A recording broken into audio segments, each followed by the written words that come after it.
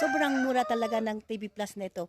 Ito ay nakakahalaga lang ng 660 pesos at nung nabili ko ito ay 2,000 plus ang bili ko nito, 2,100 ang bili ko dito sa mall.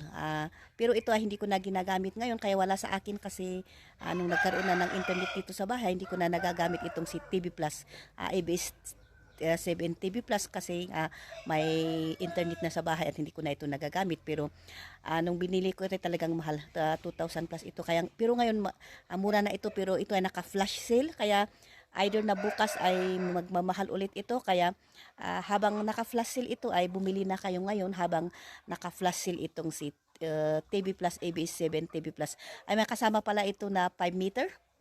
5 meter ang kasama dito na antena at ito ay nandito yung mga lugar kung saan yung coverage nitong signal ng TV Plus na ito. Kaya check out na mga kabishi, mga ka-tiktokers, check out na ng TV Plus na ito kung nandun kayo sa bulubundukin na hindi yung makakaabot yung internet ay kailangan nyo itong si TV Plus dahil hindi na kayo maglulod dito.